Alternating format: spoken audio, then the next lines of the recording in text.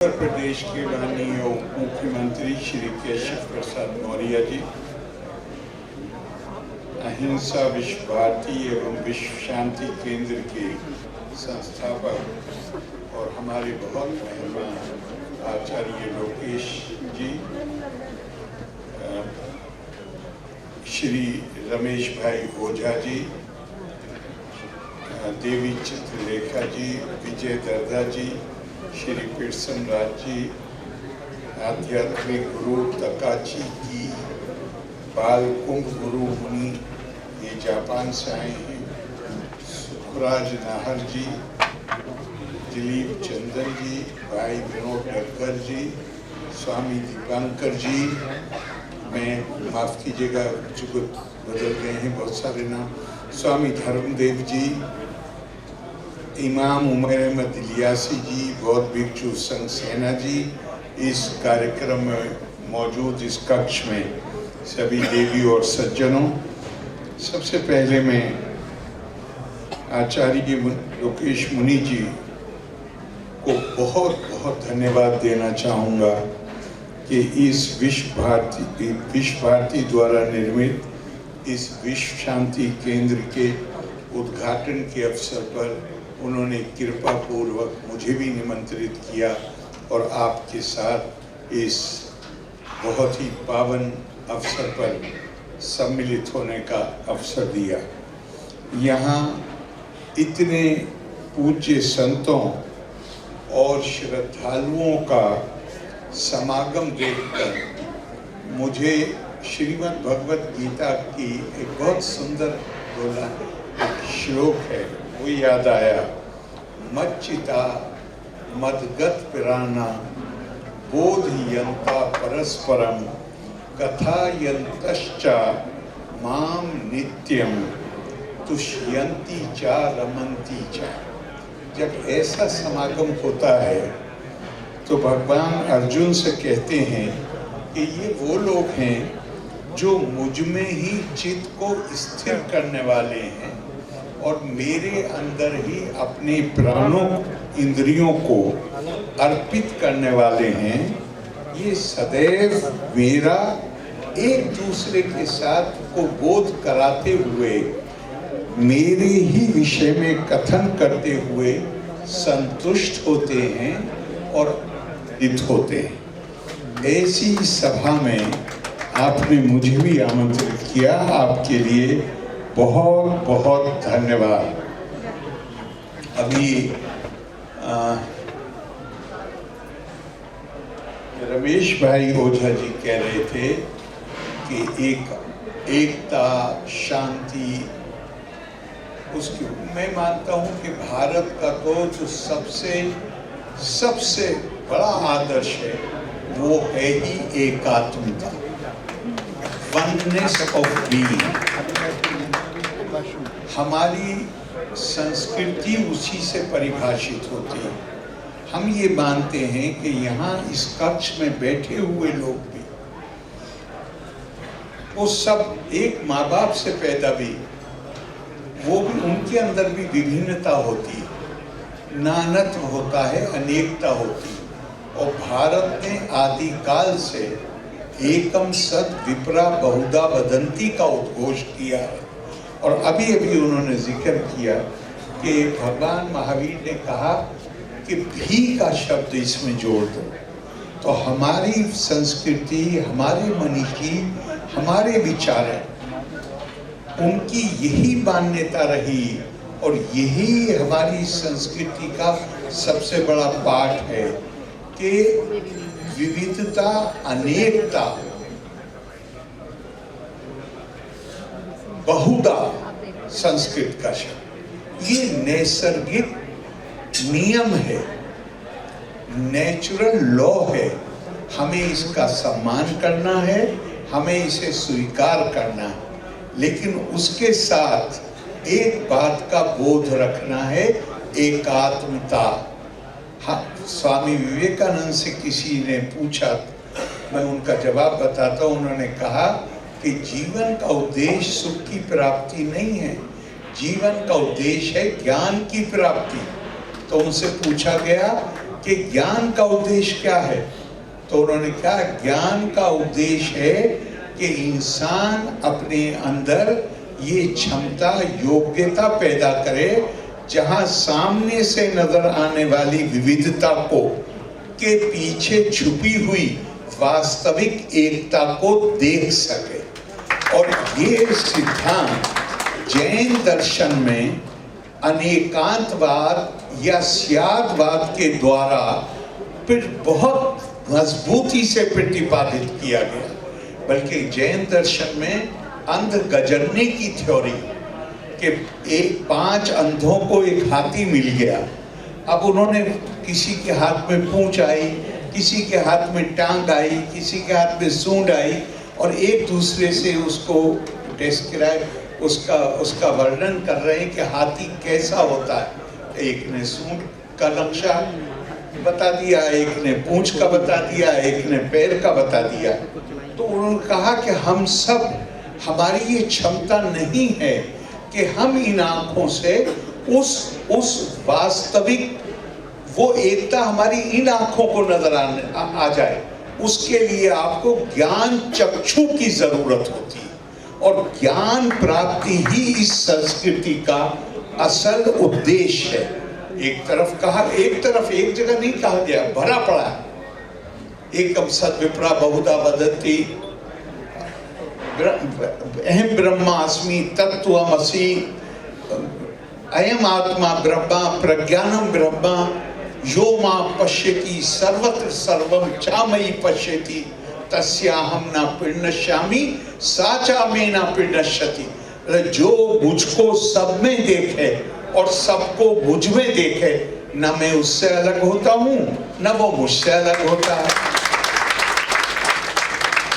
ये कुछ और भी यथाभूत, मुझे ये बड़ा बहुत मुझे लगता है कि इसमें बड़ी सशक्त अभिव्यक्ति, यदा भूता पृथक भावा मेकस्थमनुपश्यति तत्एवाचा विस्तारम ब्रह्म संपद्यते तथा।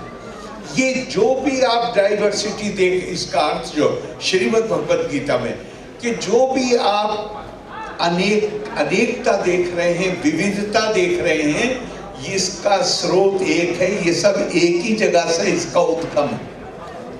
तो जब एक ही जगह से उद्गम है, जिस तरह एक ही माँ बाप से बच्चे पैदा होते हैं जिनकी अलग अलग रुचि होती है, अलग अलग उनके फेशियल फीचर्स होते हैं, और बल्कि उससे भी और पहले कहा गया है सो कामा यथा बहुश्याम बिरजा, ये अर्थात जब आदि काल में परमात्म तत्व ने ये कामना की मैं अपनी बिरजा को पैदा करने के लिए बहुरूप हो जाऊं, तो अगर उसने कामना की है कि मैं बहुरूप हो जाऊं, तो आप उसका एक रूप हैं, मैं उसका एक रूप हूं।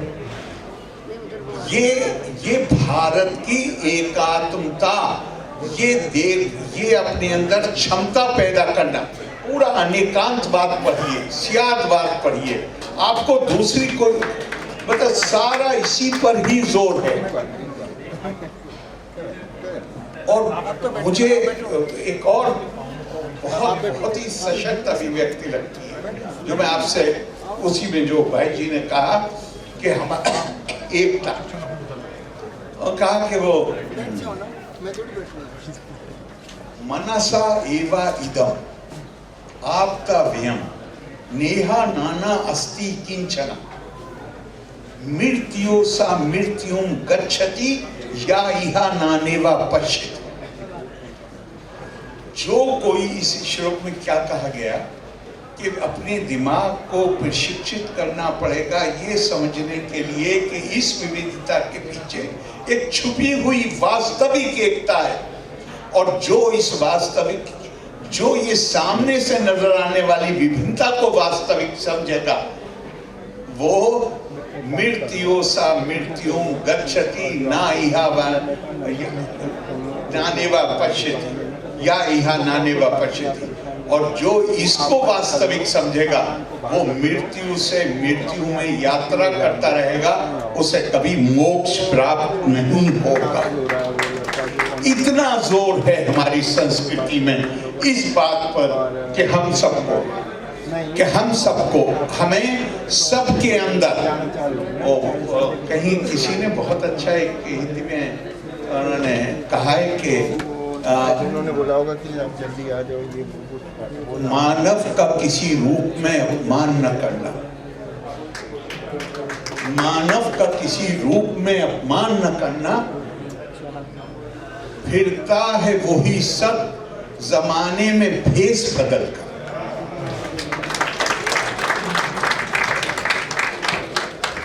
तो ये हमारी, और ये हमारी, ये मैं इसे किसी एक संप्रदाय के साथ नहीं जोड़ रहा, ये भारत का, स्वामी विवेकानंद बार बार कहा करते थे कि भारत के पास एक संदेश है दुनिया को देने के लिए, भारत के पास एक संदेश है दुनिया को देने के लिए। हम वो संदेश, हमारा संदेश हजारों साल पुराना, हम क्यों नहीं दे पा रहे हैं उस संदेश को? इसलिए नहीं दे पा रहे हैं कि कोई भी आपके बारे में, अभी हमारे शायद उमैर साहब ने कहा, किसने कहा कि मैंने जैन धर्म का परंपरा का अध्ययन नहीं किया है, मैंने आचार्य जी के जीवन को देखकर जैन धर्म को समझा है। हमारे ग्रंथ पढ़कर कोई भी हमारी परंपरा को समझने वाला नहीं, हमारे संदेश को समझने वाला, किसी के पास समय नहीं है। अपने ग्रंथ, जिस परंपरा में लोग पैदा होते हैं, उस परंपरा के ग्रंथों को पढ़ने का समय नहीं है लोगों के पास। कौन दूसरे की परंपरा को समझने के लिए, जब नहीं आरिफ मोहम्मद हम भारतीय, पूरी लाइब्रेरी ऐसा हॉल, पूरी लाइब्रेरी पुस्तक से भरा हुआ। तो कहा सबसे प्रभावी माध्यम क्या है? जो हमारे महाभारत में जिक्र है कि पहले दिन जब कौरवों और पांडवों की शिक्षा शुरू हुई, गुरु द्रोणाचार्य ने पाठ दिया सत्यम वद धर्मम च। शाम को पूछा, 105 राजकुमार थे, शाम को पूछा, 104 ने रवानी के साथ बता दिया कि ये पाठ पढ़ाया। और जिन्हें धर्मराज युधिष्ठिर कहते हैं, उन्होंने शाम को कहा मुझे याद नहीं। रोजाना डांट खाई, रोजाना डांट खाई, और जीवन के अंत में कहा, गुरु से डांट खाई रोजाना, और जीवन के अंत में कहा गुरु ने जो मुझे पाठ पढ़ाया था पहले दिन, उसको याद करने में पूरा जीवन लग गया। क्यों जीवन लग गया? कि केवल तोते की तरह उसको दोहरा देने से ये नहीं माना जा सकता कि हमने पाठ को याद कर लिया। पाठ तो याद तब होगा जब वो हमारे आचरण में उतरे। मैं कहता हूं शांति को खतरा क्या है? शांति को खतरा, हम सब मानव हैं। मैं अगर अपने आप को ये मानूंगा कि मैं आपसे श्रेष्ठ हूं, मैं आपको वो अधिकार से वंचित करने की कोशिश करूंगा जो मेरे पास है या जो मैं हासिल करना चाहता हूं, आपस में तनाव पैदा होगा। तनाव पैदा होगा तो फिर वो आगे बढ़ता है। तो वो ये मुझे बहुत इस बात का मैं कहना चाहूँगा कि मुझे एहसास भी है और गर्व भी है कि अब मैं उस राज्य में हूँ जिस राज्य में भगवान महावीर वहीं पैदा हो गए, भगवान बुद्ध वहीं पैदा हो गए, गुरु गोविंद सिंह जी वहीं पैदा हो गए। तो ये बड़ी समृद्ध परंपरा है जहां यही भारतीय संस्कृति की शिक्षा पूरे देश को, पूरे विश्व को उसी धरती से दी गई। तो मैं एक छोटा सा आपको कहता हूं कि शायद उससे पहले एक और बात कहूं। हमारे पुराना जो तरीका था, आज तो फैमिली न्यूक्लियर हो रही है, नहीं वो कोई उसकी बात नहीं है, वो युग के साथ एक युग धर्म भी होता है। तो फैमिलीज ने, जब जॉइंट फैमिलीज होती थी, परिवार मिलता, तो क्या होता था, बड़ा भाई छोटे भाई के बच्चे को गोद में लेकर खिलाता था। अपने बच्चे को कभी गोद में नहीं लेता था कोई भी आदमी, अपने भाई के बच्चे को गोद में। तो छोटे से क्या मतलब है? केवल उबर छोटी नहीं, छोटे से मतलब है कि जो आपसे किसी भी प्रकार से कमजोर। भगवान महावीर कहते हैं, जो गीलानम परियराई सो माम परियराई, जो अपने से कमजोर की सेवा करेगा वो मेरी सेवा करेगा। अगर अशांति पैदा होती है अपने लिए विशेष अधिकार सुरक्षित करने से और अपने आप को श्रेष्ठ मानने से, तो जो हमसे कमजोर है उसकी हम सेवा करेंगे तो उससे क्या सुनिश्चित होगा? केवल और केवल शांति। महाराज, आपका काम मामूली नहीं, तो आप अपना वॉलंटियर मान लीजिए।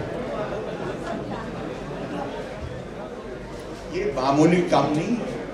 ध्यान रखिए कि हम युद्धों की बात करते हैं, युद्ध हथियार से लड़े जाते हैं, लेकिन युद्ध की शुरुआत मानस में होती है।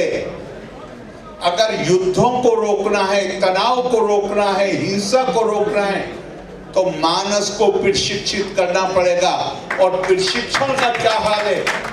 मैं जितनी जैन कहानियां पढ़ता हूं, मुश्किल से कोई ऐसी कहानी मिलती है जहां पर भगवान महावीर के उपदेश को क्या कहते थे? देशना कहते थे, देशना कहते थे उपदेश। तो भगवान महावीर के देशना में नाम ले लेके लिखा हुआ है। और मैं चाहता हूं इस पर गौर करिएगा कि वहां राजा भी बैठा हुआ है, राजा का मंत्री भी बैठा हुआ है, व्यापारी भी बैठा हुआ है, किसान भी बैठा हुआ है। और हद ये है कि जो आदमी जानवरों, पशुओं का गोश्त बेचकर उससे अपनी रोजी रोटी कमाता था, वो भी बैठा हुआ। उन्होंने ये नहीं कहा कि तुम हिंसा करते हो तो यहां से उठ के चले जाओ। उसका वो दिल जीत, उसका मानस को प्रशिक्षित करना चाहते थे, जोर जबरदस्ती से नहीं, मानस को प्रशिक्षित करने के लिए। हमारे देश की परंपरा मानस को प्रशिक्षित करने की परंपरा है, और आपने उसके लिए ये बहुत बड़ा केंद्र बनाया। मैं आपको साधुवाद देता हूँ, आपको शुभकामनाएं देता हूँ, और मुझे अगर आप अपना वॉलंटियर बना लेंगे तो और धन्यवाद दूंगा। लोका समस्ता सुखिनो भवन्तु। धन्यवाद। जय हिंद।